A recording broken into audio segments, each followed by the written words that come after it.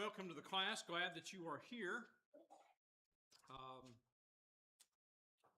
Just a bit of an update. Jacob, you will need to teach the class next Sunday. I'm going to be in a gospel meeting at Damascus at Laurel Avenue next Sunday through Thursday. So I'll be gone for a few days. Well, I won't be at this congregation at least. So Jacob, if you don't mind, if you can come up with something for whatever you choose for the next Sunday morning class period. Okay, in our class, we are going to be discussing, if you weren't here last week, we're going to bring some lessons on the minor prophets. A couple things repeat. They're not minor because they're less important. They're minor because they're smaller in content than what we call the major prophets, such as Isaiah or Jeremiah or Ezekiel, for instance. So they're shorter in number, or well, not in number, but shorter in a book, words, I guess. I can't speak. Anyway, we're going to begin discussing the book of Obadiah. Obadiah is only one chapter long, but I want to spend a week or last week, and then this week, and maybe probably not next week or the week following, but on background material, because if you don't understand something about Esau and Jacob, you won't understand this minor prophet, Obadiah. Last week, we talked about the birth of Esau and Jacob. We talked about the fact that Esau had sold his birthright for a meal. And now we want to look at as Jacob deceives his father and takes the birthright. Now, Jacob had already purchased it, so to speak, through this meal. And if you remember, Esau had even sworn with an oath he can have it. But now we see the event of this. And I think that's important to the narrative.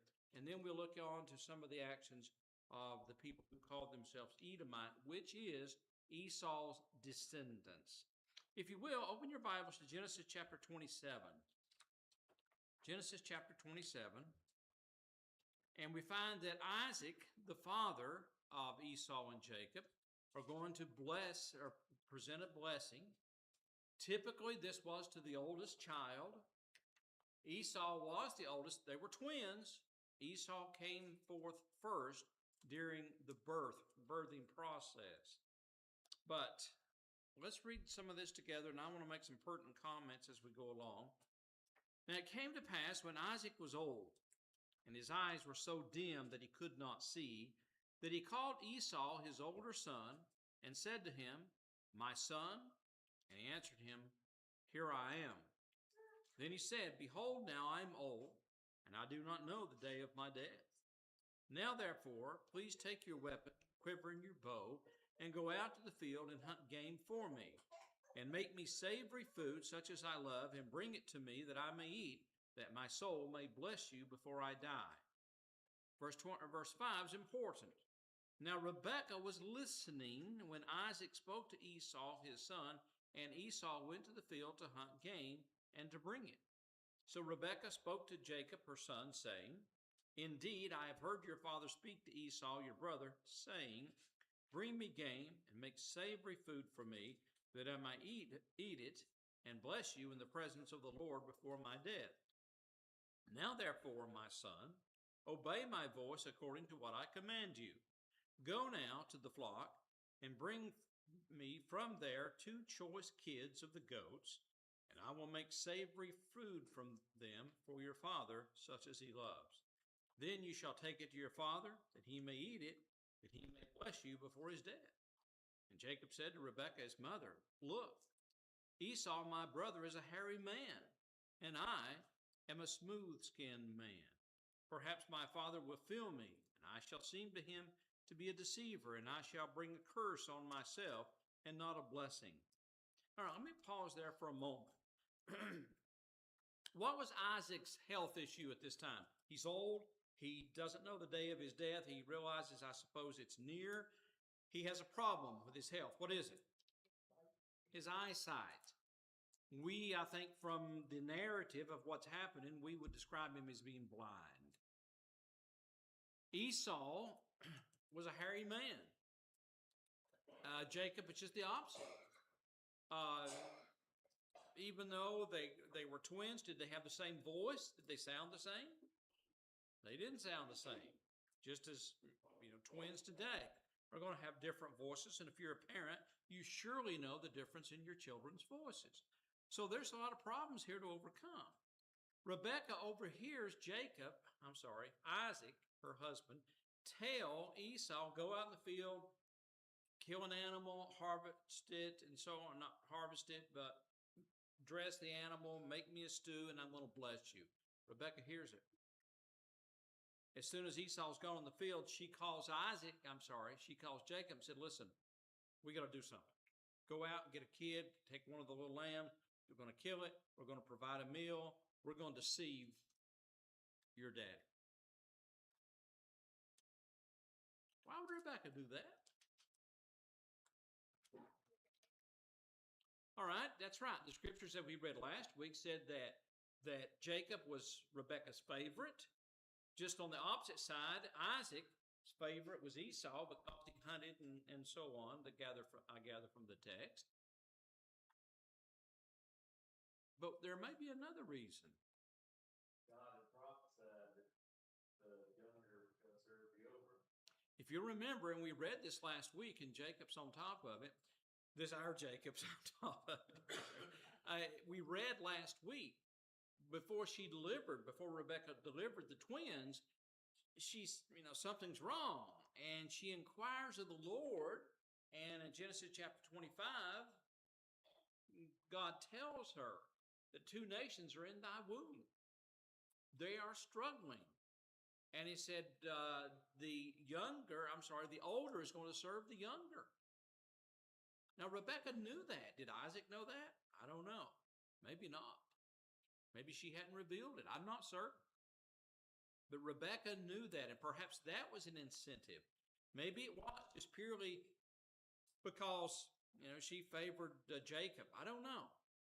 But regardless, she takes the skin of these animals and she places it upon Jacob's hands, around his neck, and I don't know how she was able to do all this, but she did. So let's drop on down for the sake of time. Verse 18. So he, Jacob is the context, went to his father and said, my father. And he said, here I am. Notice Isaac's question, who are you, my son? Do you think he immediately recognized this voice as being Esau's? That doesn't sound like Esau to me. And he said, who are you? Jacob lies. Verse 19, Jacob said to his father, I am Esau, your firstborn. I have done just as you told me. Please arise, sit, and eat of my game, and your soul may bless me.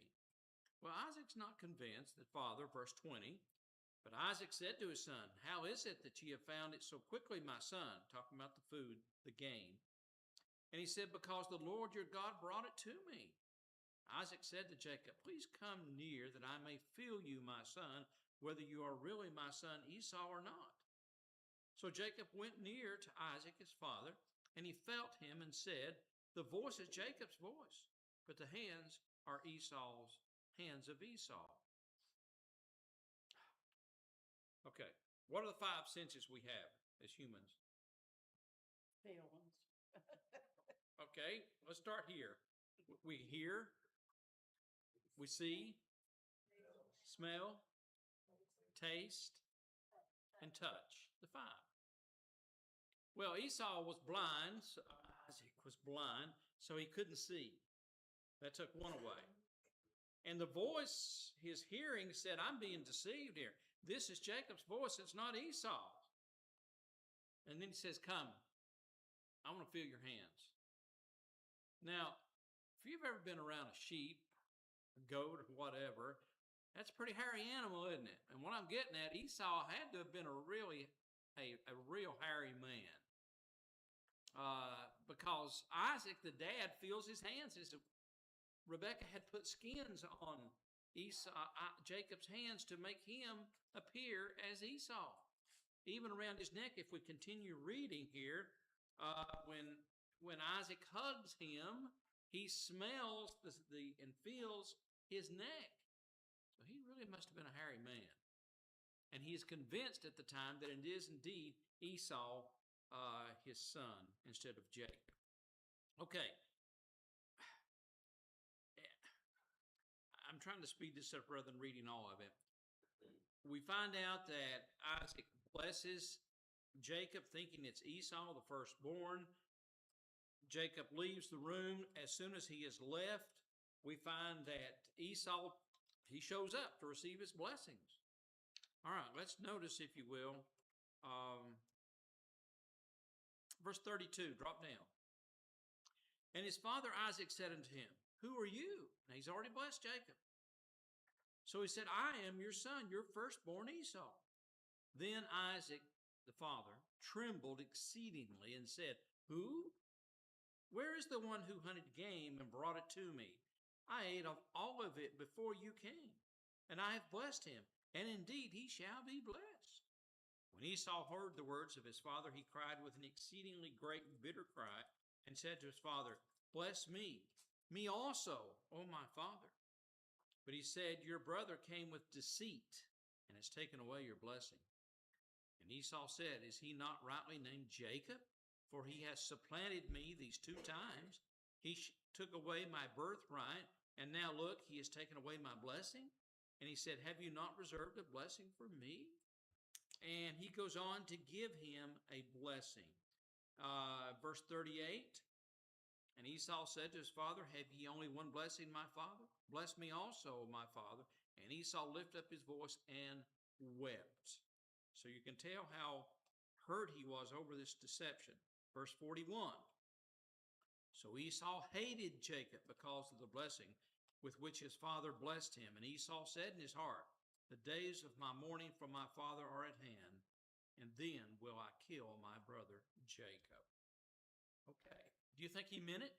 So even though that was meant to be, you could see that if you had two like that, you favor one, the one's going to be hurt. Well, and I'm not sure that God orchestrated all of this. God, knowing the future, said that the younger was going to serve the older, and so on.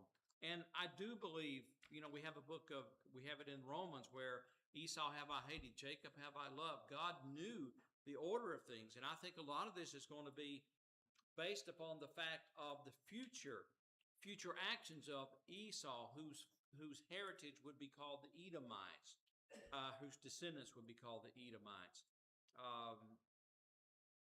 So I'm not sure that God is behind the deception. I would not say that. It is the way. It was meant to be that it happened that way, is what I mean. Certainly it did happen that way anyway. It is sad because today, you know of people that have, and when you favor one over the other, you're going to have trouble. Yeah, and by the way, this Jacob, by his name Supplanter, there's a scripture that I was drilled in my mind when I was in school. Reaping, sowing and reaping. Whatsoever man soweth, that shall he also reap. Jacob did deceive his brother. Was he ever deceived in life? In what ways? Right. All right, thank you, Ronnie. What about marriage? You remember Jacob falls in, after this event, Jacob falls in love with a woman whose name was Rachel. Laban, the father of Rachel, says, Well, you can't have her. You got to work for me 7 years. What does Jacob do? He works 7 years. He wants to have this woman as his wife. And then, lo and behold, this is an assumption on my part, I assume the bride was wearing some type of veil. Perhaps it was at night. After the marriage, Jacob wakes up, and who's in his bed? Leah, Rachel's sister, Rachel's older sister. Now, how would you feel, ladies, if you are gentlemen? I guess that'd be more appropriate here. For lo and behold, you fall in love with this girl, you marry her, you wake up in the morning, it's not the woman you love. Do you think he felt hurt, deceived? There's no question about it. He goes to Laban, the father of these girls, And Laban makes an excuse, well, it's not right to give the younger away before the older. So they work out a bargain. He works 7 more years for Rachel, 14 years. I'll spare all the jokes I could give, but he works 14 years for this woman. And now he has 2 wives. Is that the only time he was ever deceived? Nope. What's the other time?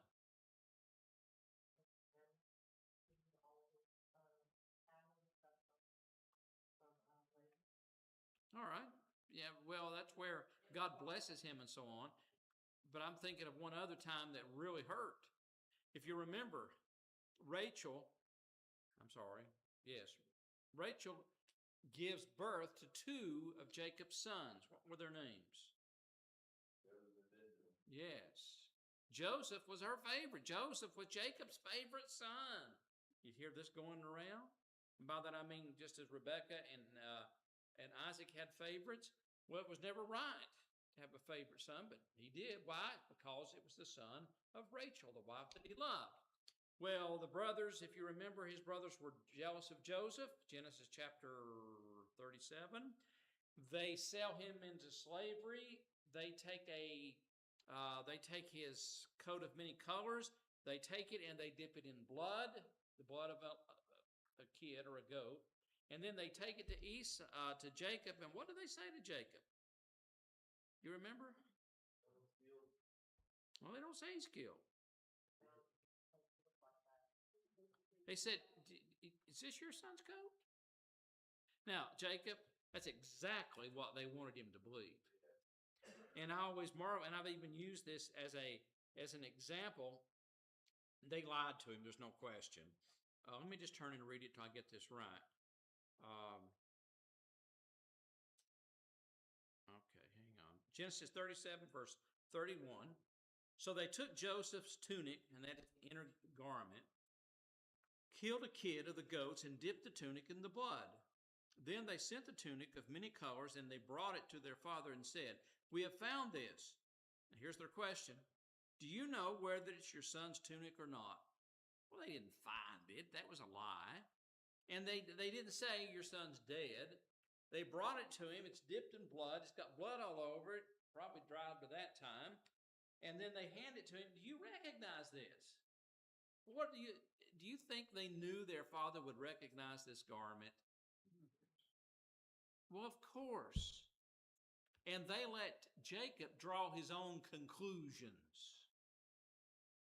The conclusions were, verse 33, and he recognized it and said, it is my son's tunic. A wild beast has devoured him. Without doubt, Joseph is torn to pieces. Then Jacob tore his clothes and put sackcloth on his waist and mourned for his son many days. And all his sons and all his daughters rose to comfort him, but he refused to be comforted. For he said, for I shall go down into the grave to my son in mourning. Thus his father wept for him. They did a lot of lying, didn't they? Pardon? Did a lot of lying. Yes. The pain of deception. And later, of course, Jacob finds out his son Joseph is indeed alive. But what goes around comes around, as we sometimes say. Whatsoever man sows, that shall he also reap. Jacob, this deceptor, not a deceptor, what's the word it used back there? He was a supplanter, thank you. Took the place of it, but he really paid the price in the end, as he found out very clearly that deception is is indeed painful. Okay, here's the story then. We need to finish this narrative real quick. He sells the birthright. He receives his father's blessings by deception. And Esau said, after my father's death, I'll kill him. Now we find there's a period of years that occur. And it's during this period of years that Esau's, thankfully, has mellowed some, that does not despise his brother, because after he's already been away, again, he worked 14 years for his wives. So we're talking about, I don't know how many years exactly, but many, many years have passed. And now he's going to meet Esau. And he's afraid of Esau because he knows he's wronged his brother. Genesis chapter 33, verse 1. back even earlier, you'll find out that he is afraid of Esau. He is traveling. He knows that Esau is coming to meet him. Esau has 400 men, and Jacob's afraid he's going to be wiped out. I'm paraphrasing some of this for the sake of time. He takes his family. He places, I think it's interesting, but he places Leah here, and he places Rebekah all the way in the back of his group. That is to say, if there's a skirmish, if Esau's trying to kill us, then maybe Rachel will be able to, to leave, to escape. But Genesis chapter 33, let's look at this.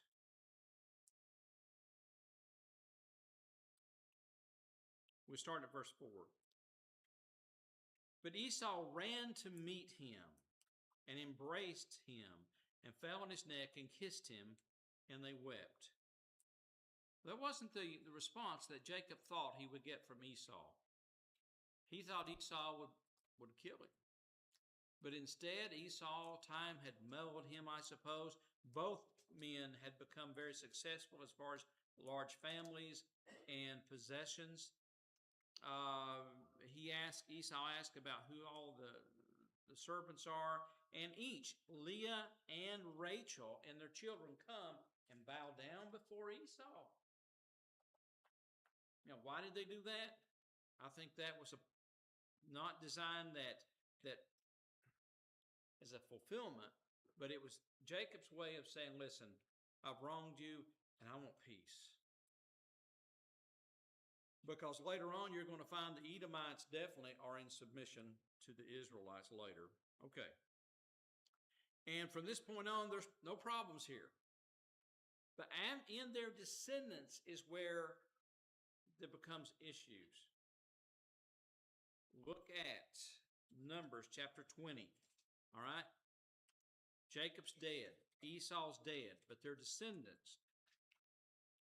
Go to Numbers chapter 20. And here's where it begins to be clear that there's problems between the descendants. Numbers 20 verse 14. And I'm slow today. I apologize.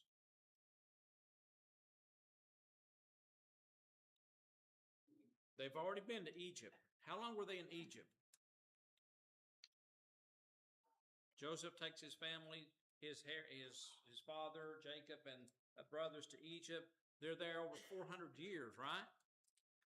400 years in the future plus. God gives Moses. Moses delivers the Israelites out of Egyptian bondage. They've crossed the Red Sea. They had the opportunity to go into the land that flowed with milk and honey. Well, they believed the spies, and now they're in the wilderness. They are traveling. If I've got my time frame right here, and if not, Jacob or Milton can correct me. But look what happens here. Verse 14, now Moses sent messengers from Kadesh to the king of Edom. Now remember, Edom is the name of the descendants of Esau. Okay? Thus says your brother Israel. How were they brothers? All the way back to Jacob and Esau. Moses is saying to the king here of Edom, thus says your brother Israel. We have this blood connection. You know all the hardships that has befallen us. How our fathers went down to Egypt, and we dwelt in Egypt a long time, and the Egyptians afflicted us and our fathers. When we cried out to the Lord, he heard our voice and sent the angel and brought us out of Egypt. Now here we are in Kadesh, a city on the edge of your border. Please let us pass through your country. Now, verse 17 is important. Please let us pass through your country. We will not pass through your fields or vineyards, nor will we drink waters from your well. We will go along the king's highway. We will not turn aside to the right hand or to the left until we have passed through your territory. Then Edom said to him, you shall not pass through my land, lest I come out against you with the sword. So the children of Israel said to him, we will go by the highway, and if I or my livestock drink any of your water, then I will pay for it. Let me only pass through on foot, nothing more. Then he said, "You shall not pass through." So Edom came out against them with many men and with a strong hand. Thus Edom refused to give Israel passage through his territory, so Israel turned away from him. So when Moses wanted to take the Israelites, we're going to go on the king's highway. We're not going to drink your water. In other words, we're not going to empty your wells. We're not going to steal your food. We're not going to settle there. We won't take your property. We just want passage. And Edom said, "No, you will not." They brought armed men out to prevent them from doing so.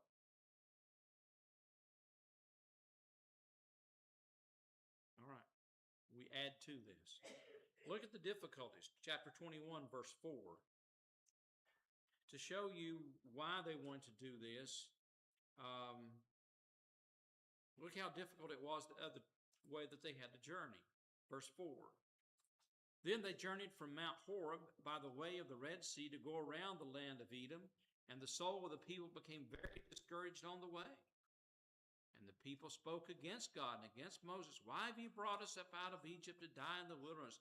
For there is no food nor water, and your soul loathes this worthless bread." Anyway, God sent serpents among them and so on. But the point being, it was a very difficulty that was placed upon the Israelites, the way that they had to travel here, because Edom wouldn't let them pass through the land. Fast forward. Again, time forward. Saul is now king of Israel. And if you read, we won't take the time to read all this, but 1 Samuel 14:47, Saul fights against the Edomites. They are enemies of Israel. Even though they were brothers, they were fighting against one another. 2 Samuel chapter 8:13-14, David fights against the Edomites. He even takes them as servants. All right? And here is where the Edomites the future of Esau, his descendants, would bow down and serve Israel. And they did that in 2 Samuel 8:13-14. In 1 Kings 11:15-16, Joab, which was the commander of David's army, he goes out and he seeks to kill every male of the Edomites. Every man of the Edomites. In other words, that's just how bitter of opponents they were to the Israelites. Joab said, "Kill every male," and he sought to. Later on, generations forward, 2 Kings 8:20, during the reign of King Horam, Edom revolted against the king, and they developed their own king and their own nation. So there was this constant struggle. I'll go ahead and kind of give you a preview of what would happen later. You remember when Nebuchadnezzar, king of Babylon, began to take Judah captive? It was because of Judah's sin. God raises up Nebuchadnezzar, the king of Babylon. He's going to punish Israel. He takes the first deportation away. And if memory serves me correct, that was 605 BC. That's when Daniel and his friends went to Babylon. And that's how you receive the book of Daniel at the first of it. It talks about them there. Later, I want to say 87, the second deportation, and Jacob Milton, if my years aren't right, you can correct me on that.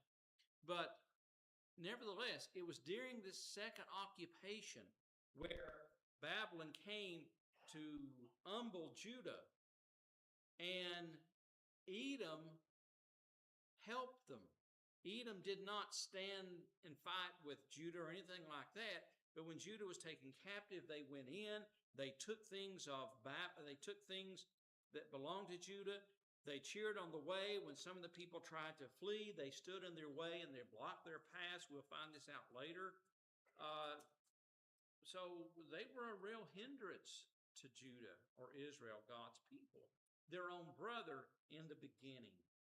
And now you're going to find time and time again through the prophets, from Obadiah, Malachi chapter 1, 1 through 4, Jeremiah the prophet, 49, 7 through 22, Isaiah the prophet, 34 through verse 5. All of these prophets prophesy gloom and doom and judgment upon Edom as a nation.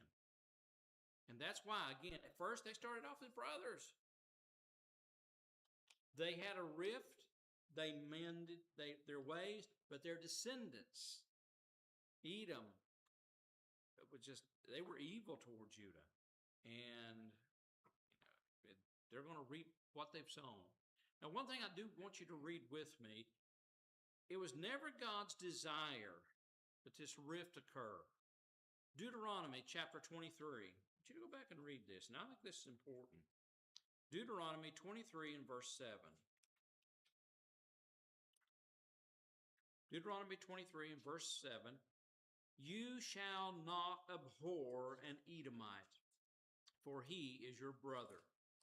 You shall not abhor an Egyptian, because you were an alien in his land. So it was not God's desire that Israel hate Edom. But yet the results of how Edom, was a constant thorn to Israel. And God is pointing out judgment is coming. Let me read to you something, one of the books that I've used quite a bit in this study. Homer Haley, he said this: throughout the writings of the prophets, Edom stands as a symbol of earthly, non-spiritual people of the world. And so it was. So I'm going to stop there as far as background information. There was much more that could be said. Any questions about this before we actually begin to look at the prophet, the book? Hey, I'm not sure about this. Both my thoughts. It seems to me like that problem still goes on today between Israel and Islam, and the people of Islam, because they believe the prophecy was not for Esau, and that is chosen people. And I have to look into it more, but I'm sure that's the way it is. The prophecy going over in the Middle East right now still brings the very issue of Jacob and Esau. I think it was more of Abraham's son, of Ishmael. Yeah, remember how that Abraham was, God said, of your seed, all nations of the earth shall be blessed. Abraham and Sarah, no children, remember? Because Sarah was barren. And they tried to help God. And Sarah said, here, take Hagar, my handmaid, and have a child of him. Well, they did. Well, that never worked because Sarah became jealous or envious of Hagar because she had a baby and she didn't. And if you remember, Sarah says, cast her out. She didn't want her in her family anymore. And the lineage of Ishmael, I think, is more of, if I'm correct here, is more of the lineage that, would be eventually the Muslims. Yeah, in Genesis 16:12, it was prophesied about Ishmael. Yeah. That he shall be a wild man, his hand shall be against every man's hand against him, and he shall dwell in the presence of his brethren. That seems to apply to what we see today with Muslims. Yeah, and just the constant fighting over there never, I don't know, it is it is what it is, but from the prophecy there, every man hand will be against him, and it was just, I don't know if you've ever had, just a minute, Ronnie, I'll get you. As a locksmith, I've done work for a variety of people, and I remember on one occasion, I did a locksmith job for some folks, I don't know what country they were from, but they were from some of the Arab states over there. He spake some English, but anyway, there was a friend there visiting, and you talk about hatred of Israel. Oh my, I mean, you've never heard such vile language and everything else about these people. But when I first came and knocked at the door, the wife answered the door. And, well, she didn't have her total, I'm sorry, the headgear, I'll call it on. Yeah, thank you. But he spoke to her, you wouldn't speak to a dog in that manner, and she flew to the bedroom. I mean, she was, you gone. And anyway, while I was working there, they were talking to friends, but it was terrible. And I thought of that passage, Jacob, about, how the warfaring people and it's tragic. I'm sorry. Ronnie, you had a comment. Put a stumbling block before another human being is very dangerous, especially whenever the person done it is a member of the church or somebody that knows something about scripture. Because if they don't repent, they look at you and say, you either forgive me or go to hell. And they've never repented. And we know they've never repented, but they twisted the scripture in that direction. You really know somebody do you like that. It's very dangerous to be around somebody like that. It can take them 20, 25, or 30 years before they ever even admit that they've done somebody wrong. And then you have to deal with it for 20, 25, or 30 years. It can happen. It's very dangerous to put a stumbling block for somebody and do something like that. Okay. Yep. I worked with asphalt, and I ran between asphalt from Santa Ana, California. Truck drivers, majority, probably 90% of them are awesome. No barriers, 5 minutes a day. Maybe 5 minutes a day. If we wouldn't do it, we wouldn't do it in the plan. Without that, I was informed in charge of it. And when we make Harvey, Hilton walked in between them. They looked at her. And take the arguments outside. Inside the plan, no argument. There's one bit blown. Take the case and leave. And they knew that, yeah. I walked off and they quit. But yeah, we had kept that over years. And it worked for me. All right. Interesting. Okay, next week, Jacob will be teaching the class, and then when I come back, we'll actually begin studying of Obadiah. And I'm sorry, maybe I took too much time, but I just think it's helpful to understand that background of why Edom would give such a stern rebuke against the Edomites.